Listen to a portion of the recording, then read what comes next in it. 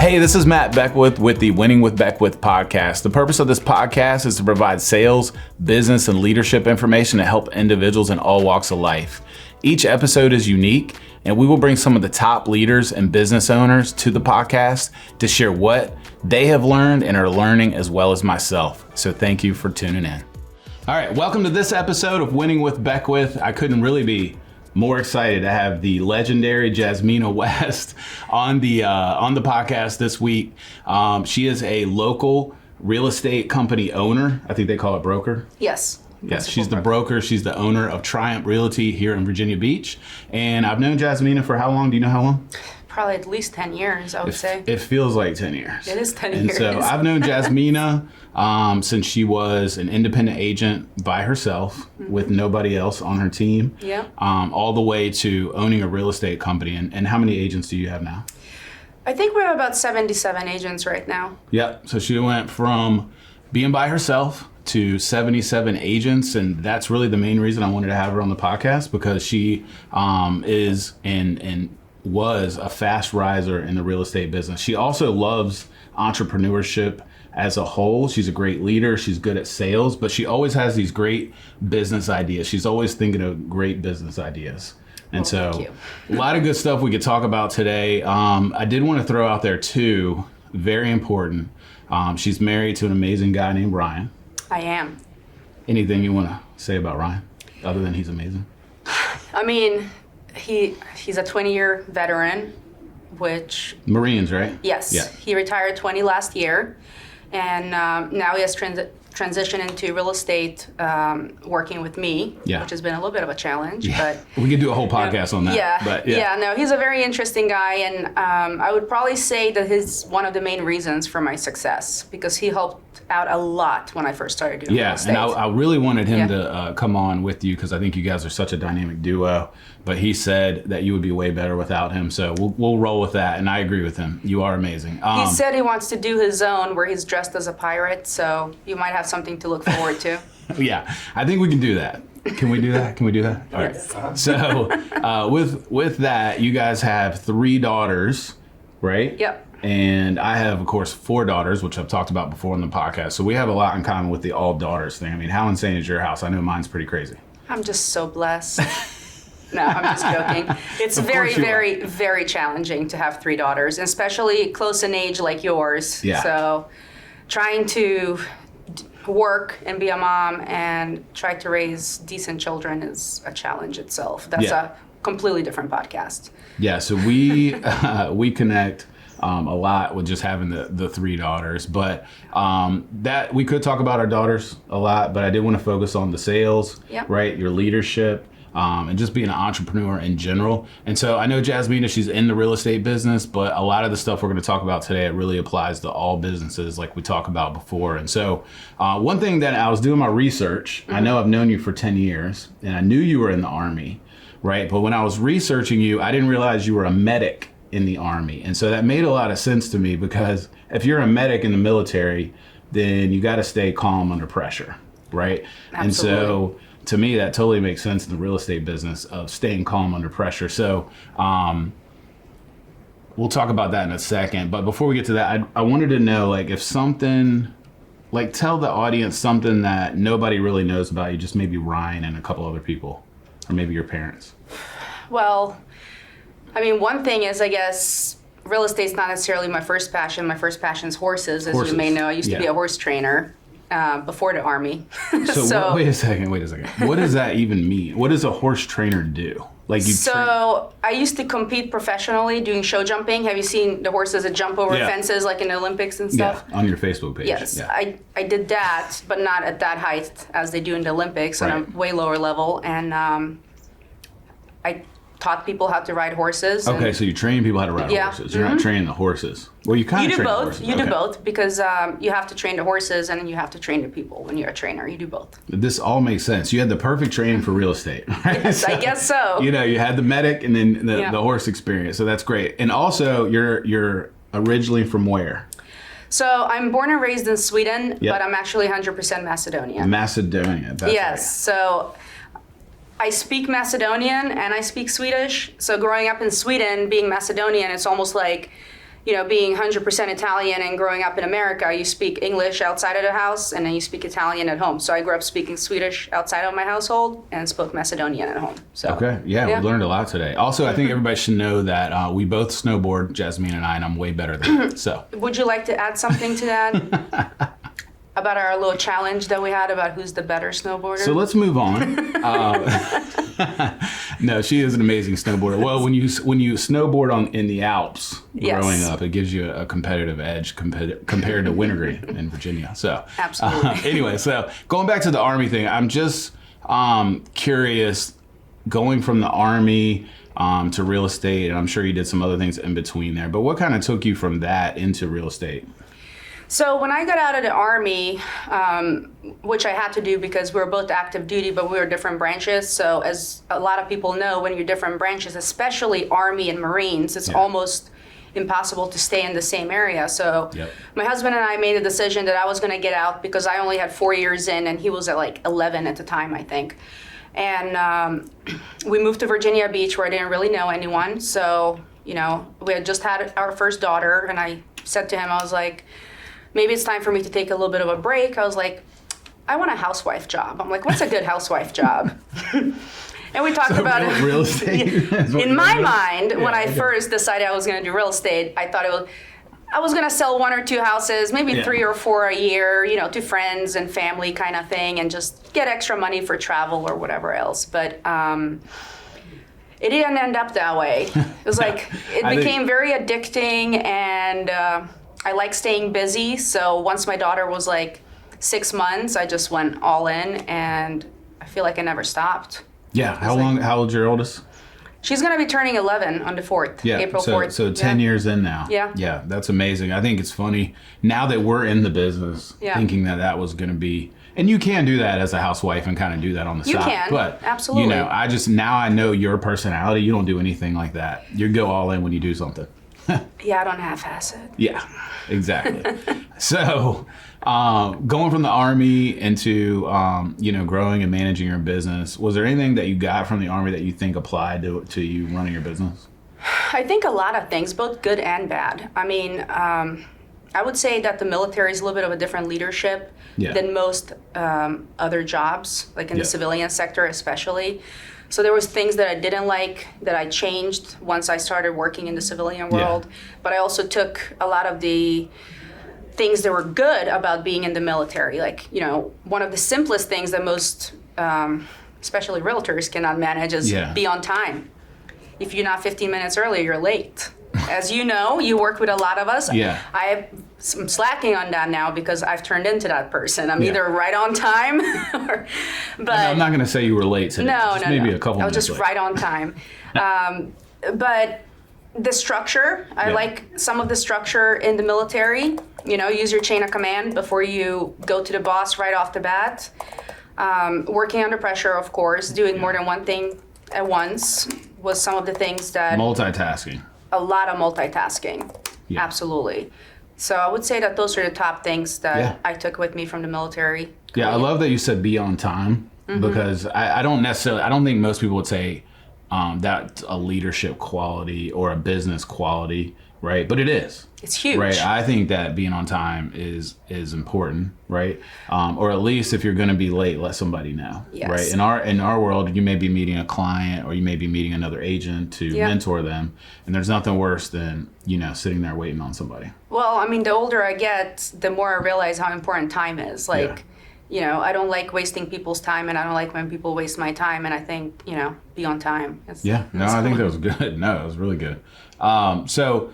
Today, how would you describe your leadership? Like, what is your leadership style? What would you say? For lack of better terms, I would say, I guess it's pretty democratic. Let's put it that way. I like to collaborate. I like to listen to what people have to say in the company. I like to, involve them in making decisions, whether it's systems that we use, events that we do with the team or the company to...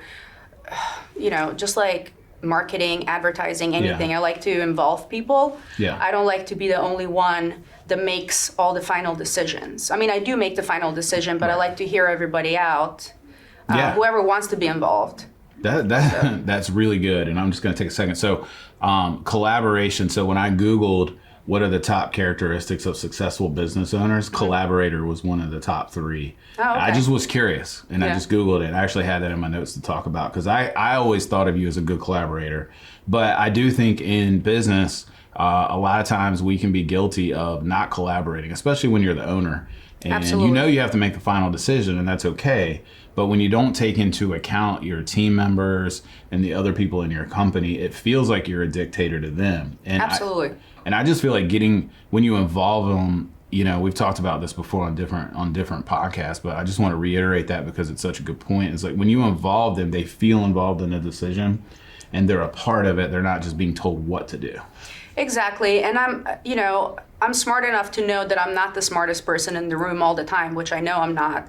So I'm willing to hear out all these younger people than me to have way better ideas sometimes, especially, when it comes to, oh my God, TikTok. I don't even know how to use TikTok. Yeah, I'm still learning. I think my daughter knows how to use TikTok better than I do, but just Instagram, social media, all the new programs that come out constantly. I mean, we try to stay on top of all those things, but if I don't listen to the people that work with me, they might have tried things that work better than what we have now. I mean, we're not going to improve. Yeah. So. Yeah, I think as we've gotten more experience in our business, I don't use the word old, just more experience. We have wisdom that we can pass on to the younger generation, but at the same time, like you're saying, like let's hear what they have to say from their perspective, Absolutely. Which is a great point. Yeah. Really good point. Now we had touched on this earlier. You were an independent agent, like when I met you 10 years ago, and now you have a company with 70 some agents and employees and all kinds of side businesses too. But the world would look at you, right, or somebody new to the business and be like, wow, you're super successful, right? Now, I know you because we've talked a lot and you're always shooting for that next level. You may not say that because you're humble, but we're going to just go with that. You're super successful. So why do you think you are successful? And what have been some of your keys to success? So I'm going to say the same thing almost again. It's not that I'm smarter than anyone or I have any better ideas than anyone. Yeah. It's the grind. It's just like you just have to work harder than the next person, and that's how you're going to succeed. Yeah. I mean, you can't just expect things to come to you. You have to go after it, basically. And that's true. And when you fail, you can't just stay down. You have to get right back up. So resiliency. I would say, resiliency. That's the word I'm looking for. Resiliency and hard work. There's no shortcut. There's no trick to it. You just have to work harder than the next guy next to you, and that's it. Yeah, and I know especially at the beginning because we worked a lot together that it is you're dropping kids off at daycare, you're going to show a house, you're going back and picking them up, and I know Ryan because he was deployed some during that time, and so you were a single mom with kids selling real estate, which when you think back to it now, I mean that's crazy. You were working hard. I was, yes. It was 3 under 5. Yeah. With him deployed constantly, absolutely. For sure. One thing that I had in my notes that I thought was a reason you've been successful. So this is me on the outside looking in, right? Obviously, I know you work hard and all that, but one thing that I think you do really well is you want to see your people succeed. And, Absolutely. You want to see your team grow, which is, I think, like when people come to work at your company, they're like, hey, you take that serious and you want to see them develop. So go ahead. No, I was going to say one thing that I've tried to do throughout my whole career is bring people up with you. Yeah. Because if you don't, the top gets really, really lonely. Yeah. Like you don't want to be on the top all by yourself. You want to have the people that you like and the people that you get along with and that you consider equal to you and as hardworking as you to be right up there with you. Because I mean, what am I going to do? Go on vacations by myself and drive the nice cars all alone? Like you have to have friends to do all these things with. Yeah, no, I think specifically, I mean, that I was going to ask you specifically what you think helps them, but I think just that mentorship and that wanting, to help them grow, I think is really the key. Yeah, and I mean, there's enough work for all of us. They're not taking away from me. So there's plenty of houses to sell. There's plenty of clients that want to buy houses. It's not a competition. It's like, again, collaboration. We're working together and we're all going to be successful together. No, I think that's great. So, including yourself and some other individuals that you may that have been successful in the business world, what characteristics or maybe one or two things that you see that are in common for all of them? I know we talked about hard work and resiliency, right? Anything else you can think of? I mean, those are the main things, but innovation, I would say. Yeah. You have to be able to change with the market. There's good. a lot of agents that are not adapting properly, and I feel like they kind of fall behind. So you have to be very adaptable, and again, to be innovative, you have to listen to the people around you. Gosh, that's so good. I mean, I know, so on camera, you guys can't see this because behind the scenes, we have this fabulous gentleman by the name of Colin. And what he does is he writes down all these great quotes during the podcast because we'll use them later on social media and stuff. But I've seen him typing the whole time. You've had so many good things. And so I just want to reiterate that innovation part because it doesn't matter whether you're a real estate agent, we work in the mortgage business. But again, it doesn't matter what kind of business you own. If you're a doctor, you're a lawyer, you own your own business, like you constantly have to be looking at the next thing. What is technology doing? How is it changing my business? And how can I fit that in my business? So that was a great point. So let's talk about challenges, right? Moving on to the good things. So what are some of the challenges that you faced as a business owner over the past 6-7 years? I mean, the changing market is always a challenge. One of the hardest things that I had to get past was when I started growing and I had people leaving. In the beginning, I was taking it very personal, and I thought it was my failure. It was I did something wrong, and I used to beat myself up about it and be like, how can I change? How can I, you know, what did I do kind of thing. And just getting over that was probably one of my biggest challenges. And also, a lot of people might not consider this a challenge, but from what my visions were and from what I want to do, fast growth was a little bit of a challenge to try to stay on top of fast growth. I kind of just wanted to like slow it down, and I was like, it's going too fast. Why is this happening? Kind of thing. But that's when you have to think on your toes and be able to expand appropriately. So those stay up late at night. Stay.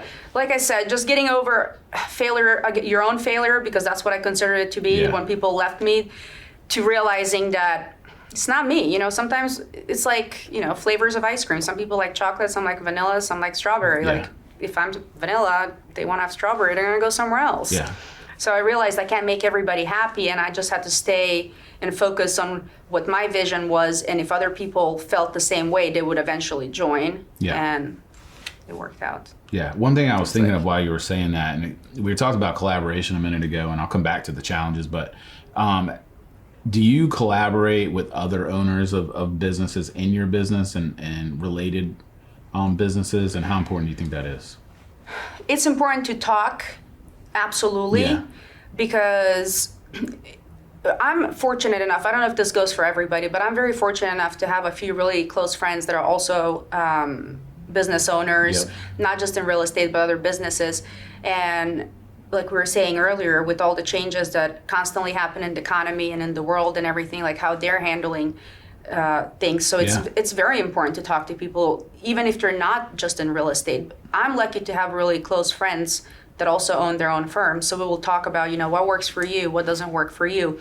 And they're willing to share as I am. So it's not like we're keeping secrets from each other.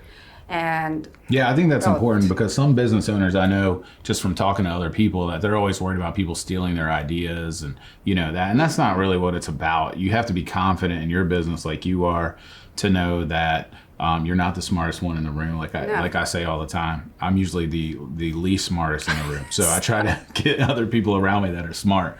So it works good. But going back to the challenges, so one of the things you mentioned was things changing quickly within the market. And so I think in the real estate market, you know, I've been in the mortgage business now for almost 20 years. And so I've seen a lot of different things. But really in all businesses, there's always going to be change. That's the one thing we know is going to happen, is there's going to be changes. And so you just mentioned like adapting and then also staying on top of the fast growth. So there's going to be times of fast growth and there's going to be times of slow growth. So you just have to, as a business owner, take advantage of both of those times. Because I always tell people here, whenever we're super busy, there's so many holes exposed in our process, right? Absolutely. You're like, oh, that was working great, 6 months ago, but that's not working anymore. And you constantly have to be reevaluating and looking at things. And then sometimes the slow can also expose problems. And not as much, it's not the same problems you would have seen with the fast growth, but it can do that. Yeah. So that was good. That was really good. Well, what do you enjoy most about being a business owner and entrepreneur? The flexible hours. I get to make my own hours and schedule my own schedules. And, if I want to go away with my family, I don't have to ask anybody for permission. Yeah. I can go and do that. I enjoy helping other people and seeing them grow and succeed. I think that's one of the main things. Yeah. I love seeing people successful around me, especially people that have been with me since the beginning. It's almost like having a little baby and you just grow it. I know. It's so good. It's yeah. so good. So how would you describe your culture today at your company? So we're very grassroots. We're not a big recruiting company. I've never done any recruiting events or advertised any formal, recruiting campaigns or anything like that. It's word of mouth. So most people that come to us either knew somebody in the company or they knew us. So we're all kind of like-minded. Yeah. And everybody's very willing to share with each other. Like you said, they're not worried that somebody's going to steal their clients or come up with some great idea and steal it from them. They actually openly share. Yeah. Which is very nice to see. And everybody's there to support each other. If somebody puts out a house that they need help showing, one agent put out today, can somebody open up a door for me in Portsmouth? And there's 6 agents. They're like, I got you, I'll help you. Yeah. So it's a really good team environment with no drama. I want to knock on wood. You can do that. We don't have drama, which is very refreshing. I don't have to deal with he said, she said, which I know, or they looked at me this way, or they did that. It's a very friendly and happy environment. Let's put it I would that agree. way. Just from the outside looking in. Yeah. So there's a lot of companies and people that I've met with that own other companies and other businesses, and they're always one of the big things any company is trying to accomplish is to get a good culture. And that honestly, to have that team culture like you guys have. So what do you think were some of the keys and how you got there? I mean, I have some ideas, but I think it's, like I said, because we haven't done any mass recruiting. So we're not just about the numbers and just take on anybody.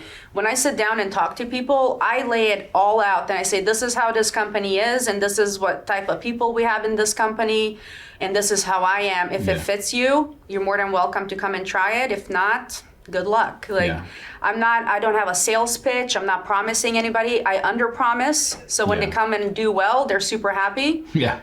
So expectations low. No, that's yes, smart, and actually. I tell them, this is the adult real estate company. I was like, when you graduate from high school and college, you can come and work here because this is what it is. This is how much support we provide in this section of real estate, and this is how much I expect from you to do on your own. And honestly, our company is not for everybody. As I tell the people that come and interview with me, you have to be self-motivated. You have to wake up every morning and want to work because I'm not going to make you. Yeah. If you make it, you make it. I'm like, your success is not in my hands.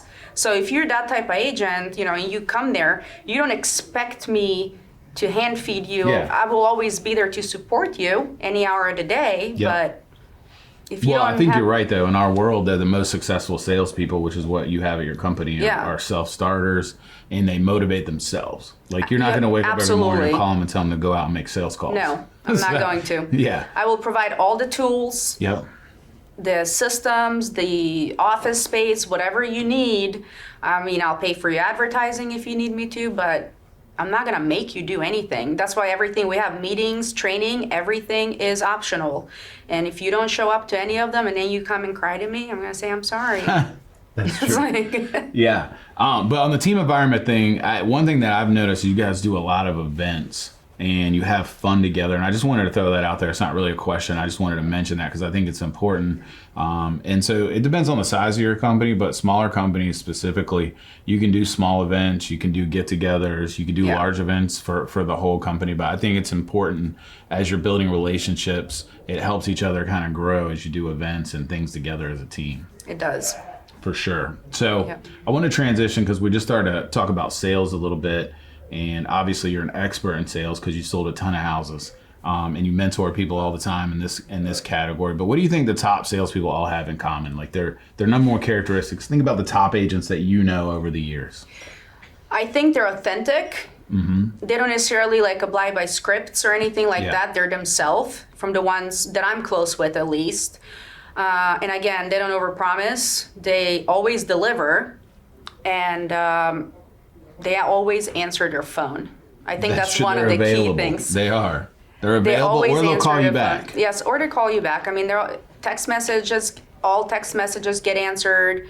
All emails get answered. There's, I guess, communication. Yeah. Is what I was. I think that's true. For. You know what is an underrated skill for salespeople is good listeners. Oh my God, yes. I mean, how good of listeners Talk you have about to be yourself, to sell somebody a house.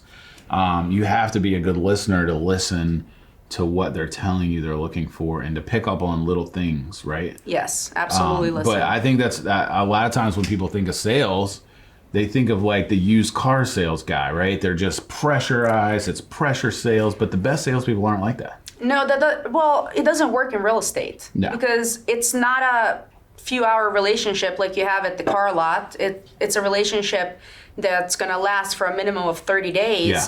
And then you want them to refer more people to you, tell all their friends about how amazing you were. So you have to, like you said, you have to listen, and you have to be available, and you have to be very flexible. Yeah. And one thing too, I think with salespeople, all the top salespeople I know in our world and really any sales, they're extremely confident. Would you agree with that? Absolutely. Some of them are too confident, but yeah. No, I'm kidding. So, I mean, there's that humble confidence where like they're good listeners and they're confident in their abilities. And I think the top salespeople that I'm thinking of in my mind right now, and probably you and other people that I know, they're always very confident. And the other thing we talked about earlier was resiliency. Yes. Like being able to hear the word no or take negative feedback is such a big thing, and being able to move forward from that. Yeah. How many times have you been told no? I don't even know. A lot. A million. A million. A ton. Yes. And so because, we talk about sales a lot here on the podcast, and we do talk about that negative thing. You have to be able to draw a line in the sand and push past the no's and understand that when you're talking to people, it may not always be a good fit with that particular client or that particular sale. And so don't take it personal when somebody tells you no, right? Yeah. And actually, that's very important that you said that too, because I've had clients where I felt like this was not a good match. Yeah. And knowing my team, I've told them, hey, I think you would work better with this person. Yeah.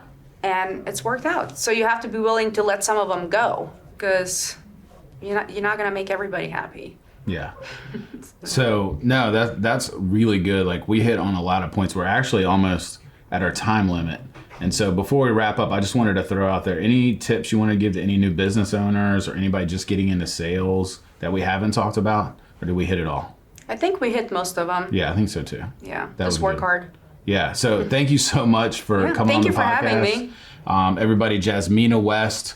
There's a lot of good things I could tell you about her. She is one of the more successful business owners in Hampton Roads. Great entrepreneur, wife, yes. Mom to 3 daughters. So thank you again for coming on. And again, to the viewers, the listeners, I really appreciate all the feedback, the comments, sharing it on Facebook, all that kind of stuff. I really enjoy seeing that. So keep doing that, and we'll see you on the next episode.